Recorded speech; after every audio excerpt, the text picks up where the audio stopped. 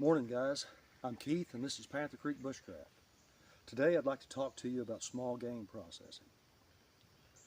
Now this morning I got up and I thought I'd do a little squirrel hunting, and I just got one.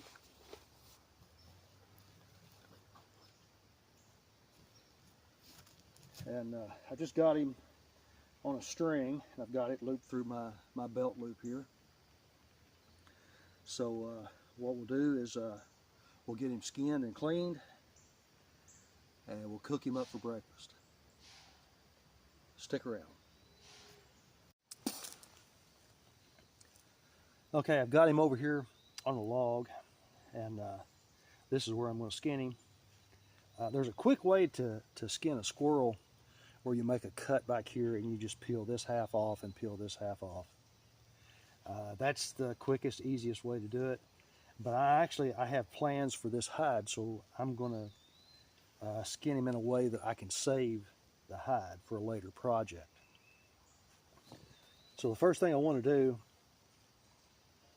is skin around each leg. I don't want to cut too deep and actually hit the bone, because that dulls my knife.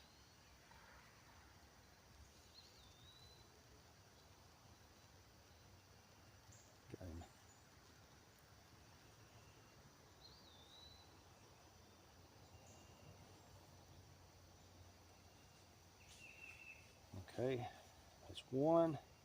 Skin around this one.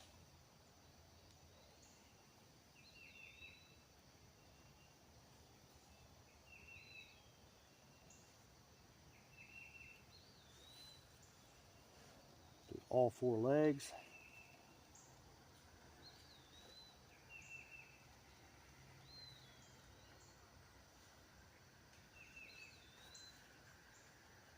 Now you can hang a squirrel up to do this if you want. Sometimes that's a little easier. They're kind of small and hard to hold on to sometimes. Now, for a usable hide, if you look, this is the fur that's on the top of his leg, and this is on the back. There's a line that runs right down through here. That is where you want to make your cut, and you cut all the way down to the vent. Now the way to do this is to come in from here. You don't want to cut like this. That cuts through the hair, and you end up with hair all over the meat. You're going to end up with some hair on the meat no matter what. But this makes a lot less mess. And cutting through that hair will really dull your knife blade too.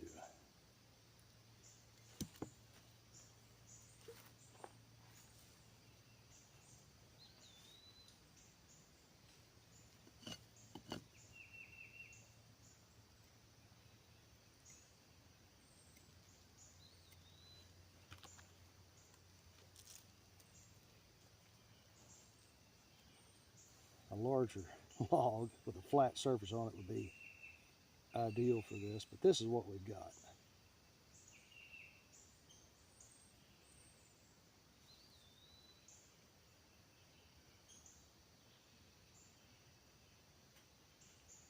Another thing, if you let them set for just a little while, they'll kind of stiffen up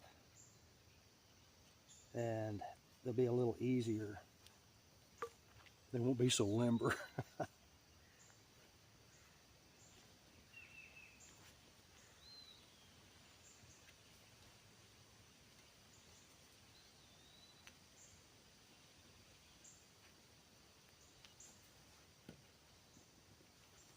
Okay. Now I'll just grab it right here. I've got a spot I missed there. Keep the hair off your blade all you can.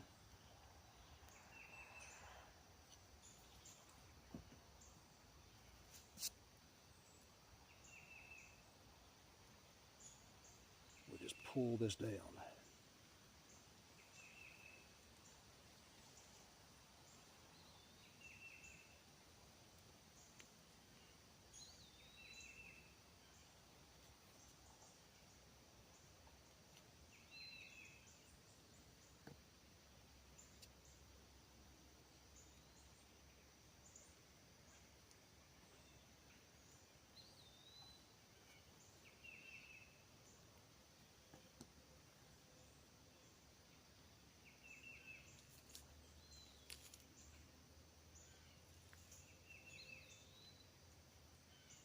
Now, I'll come to the tail,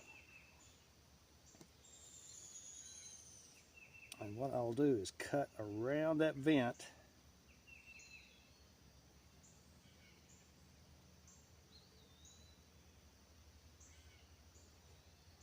And then I'll split up the tail just a little bit.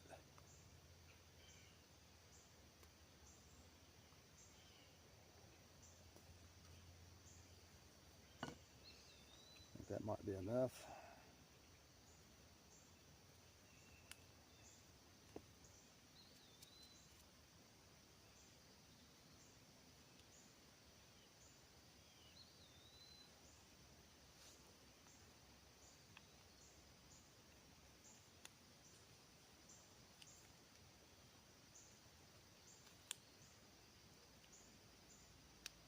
Got a messy spot where the buckshot hit him, giving me a little trouble.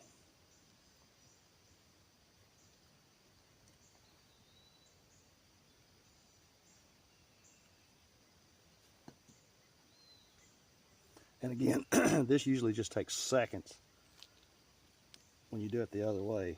But like I said, I want to keep this hide. You finally just work until you can get your thumb in behind here.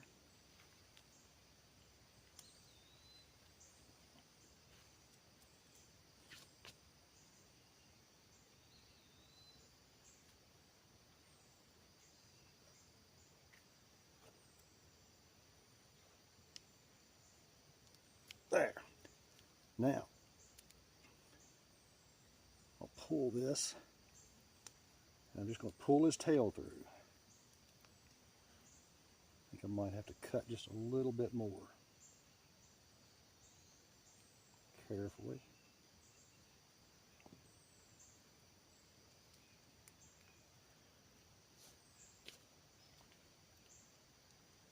There we go.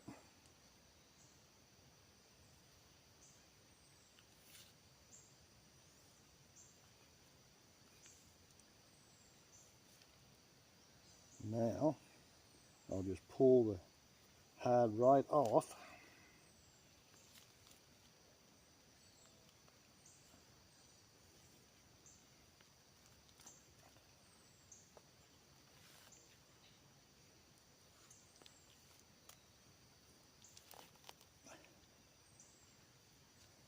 Now I've gotten to his legs, his front legs, and I just try to work my thumb in there.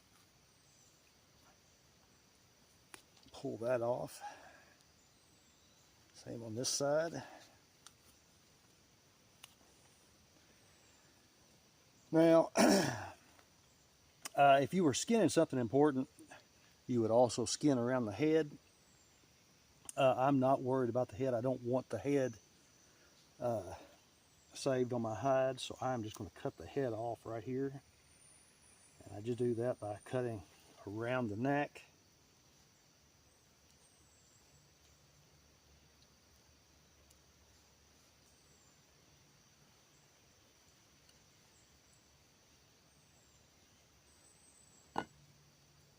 A little twist and it's gone. I set the hide over there for later. Now, take our knife, chop off the feet.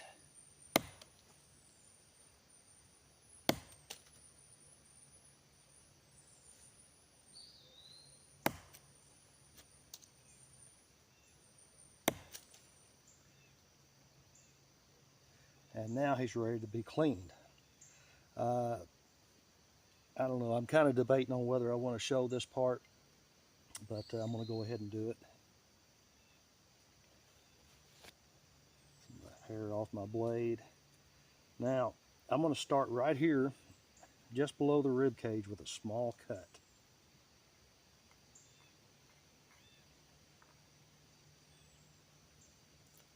Now, I've made a small cut. I'm going to put my finger on the back side of my knife and go in.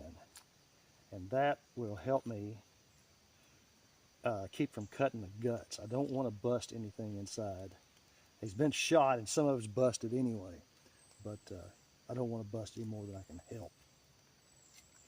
I'll cut all the way to the vent. When I get down here, I'll make a cut at his pelvis. Lay him down for this. There. I cut through the pelvis. Now, I reach in. There's the heart. Save that. I like to eat the heart.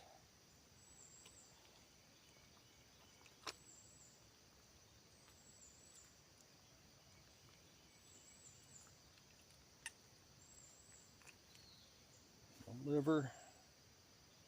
I'm sorry I said that was a heart. That was a kidney a while ago. There's the other kidney. It's very important to eat the organs on these smaller animals because there's just not much meat on them, so you don't want to waste any. And I always eat the heart just out of respect for the animal.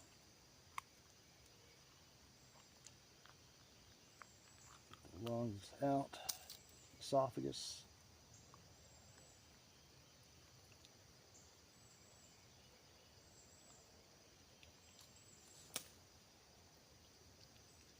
Pull everything out the bottom.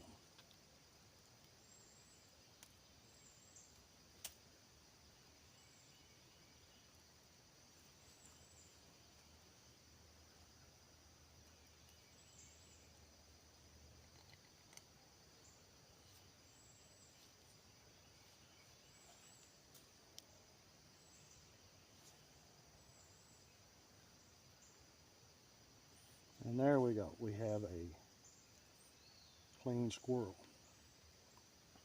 Cut his tail off.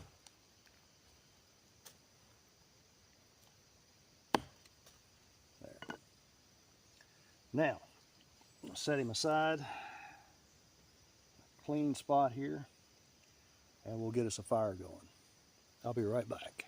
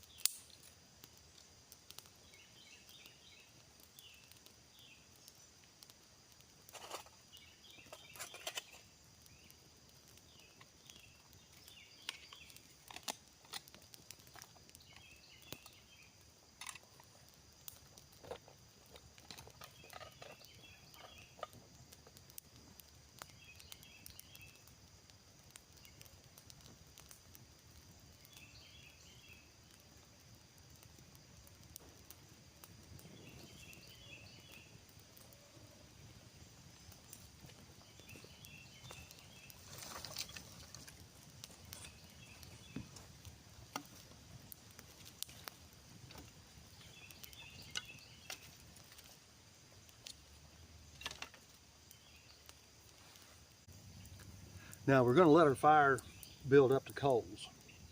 While it's doing that, I'm going to work on a way to cook our squirrel.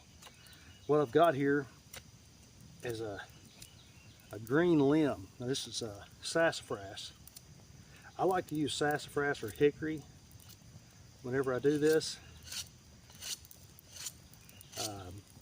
I don't want to say that they taste good, but they taste less bad than other woods. And here I'm just using the back side of my knife to scrape the bark off.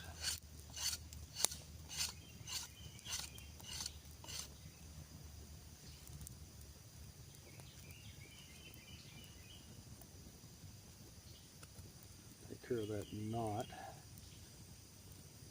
Okay, got that. Now I'm going to make a couple skewers. Now this is going to hold the squirrel on the stick.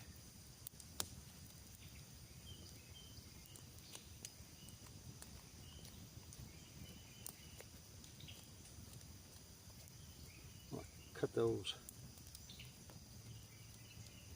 fairly sharp points on there.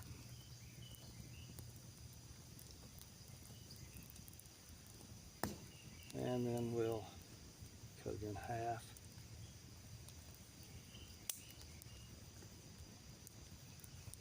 And scrape some bark off.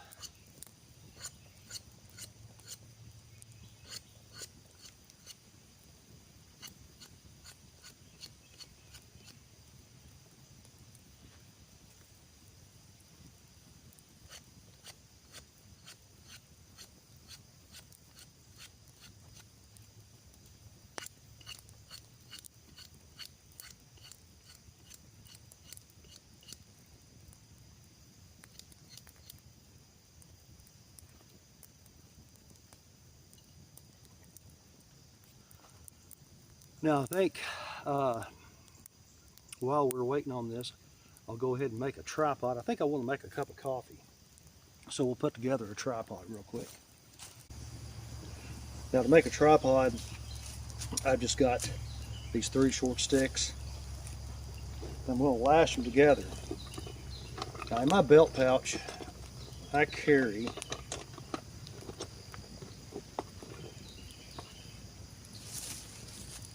a piece of cordage with a toggle already on it.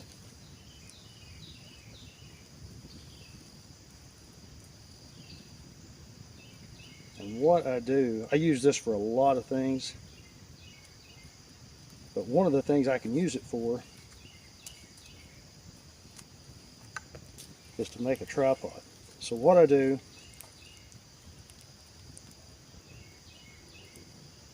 figure out where I want to make my loop, and I tie an overhand knot, but I don't tighten it up all the way. See what I have here? Just an overhand knot, not tightened up.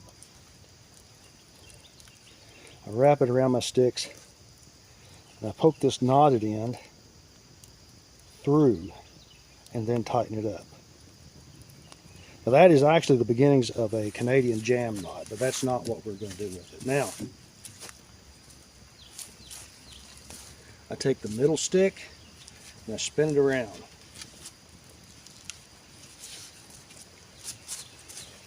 And that tightens this up, and now I have a sturdy tripod.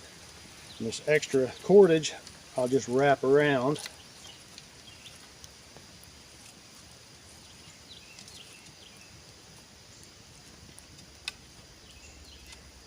until I get what I want left, saving that toggle on the end there. Now while this fire has still got a lot of flame, I'm going to take my squirrel and hold it in the flame for a little bit, and that will burn off any hair that I may have left on here. But I really don't want to eat the hair.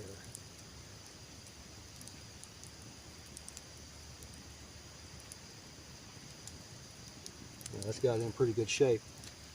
Now, that fire is still just a little hot. I think I'm going to go ahead and go for it. Now what I'm going to do is take my green stick, I'm going to run it up through and out the neck, and then let him drape over. Now, with the little skewers that I made, I'm going to run it through like that.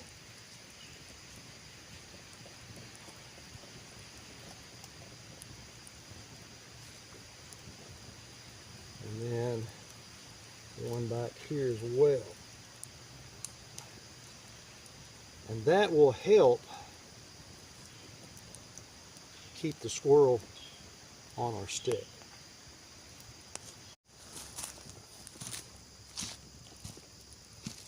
Okay, I've got the squirrel propped over the fire, cooking. A little word about heat. What you want to do is hold your hand here at the same height as the meat. And if you can hold it there for longer than 5 seconds, your fire's not hot enough. You need to move it a little closer. If you can't hold it there for 5 seconds, then you need to back it away. And that's pretty close right there. The fire's going to die down some, so I think we'll be all right. And I'll be adding some wood to it here and there as it cooks. Okay, a little word about cooking wild meat. You want to cook it medium well to well done. This isn't like the ground beef or the steaks that you get in your stores. Believe me, I like a medium rare steak. But wild meat, you can get parasites from it if it's not thoroughly cooked. The meat that we buy in the stores, you know, cattle and hogs, chickens, they're all given medicines to keep the parasites down. You know, we don't have to worry about that anymore. But in the old days, people had real problems with parasites, and it's because they ate undercooked meat. So make sure you cook it thoroughly. Now, while our squirrel is cooking over there, I thought I'd come over here and start working on this hide. And I've got a scraper here. This is a small scraper. Usually a fleshing tool is, you know, it's about this long, shaped kind of like a draw knife. But I'm going to use this because this is a small hide and it's very delicate. It would be really easy to mess it up. So all I do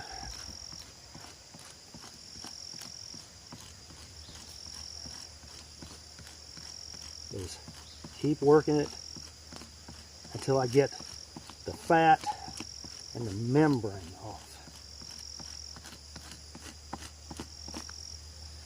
Now I want to do this on a smooth surface.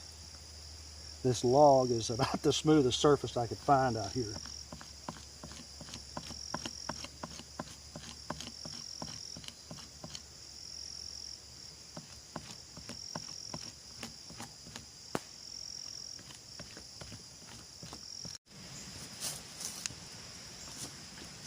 Now I've got the hide scraped about as well as I care to. I'm afraid if I scrape it too much, I'm going to tear some holes in it. So I'm going to leave it like this until it dries, and then I will scrape it again, and I'll be able to get the rest of this off. Right now I've got it stretched over a piece of wood to kind of keep it from shrinking up too much. Kind of used it as a stretcher. And I might add a couple pieces here in the sides to kind of flare that out so that doesn't shrink up on me. But other than that, it's done for now. Okay, the squirrel's done, and I'm ready to make some coffee.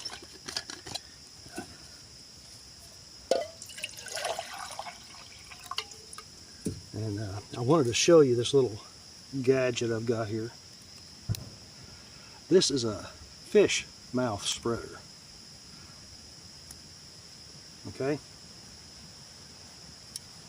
And my cup has a hole here and one on this side. I put this in here, and now I have a way to hang my cup over the fire. That is what the toggle on that piece of cordage over there is for.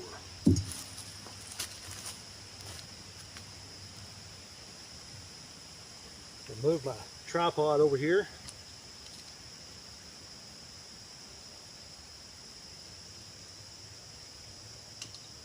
Slip the toggle through this hole and let it hang over the fire. Adjust my height a little bit.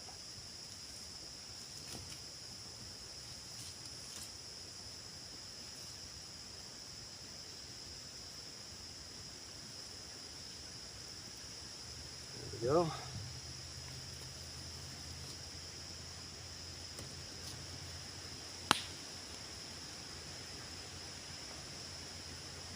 And let the water heat up and I'll make some coffee. While we're waiting on that,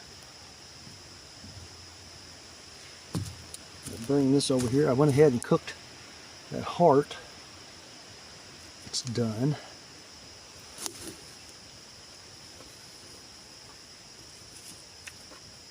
It's good. Okay, there's the setup I was telling you about. The toggle is run through that hole, and that's what holds my pot up.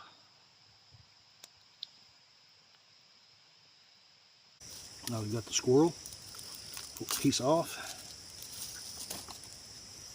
If you've never had squirrel, squirrel's pretty tough sometimes. And this one was an old boar, so he's going to be especially tough. But he still tastes good.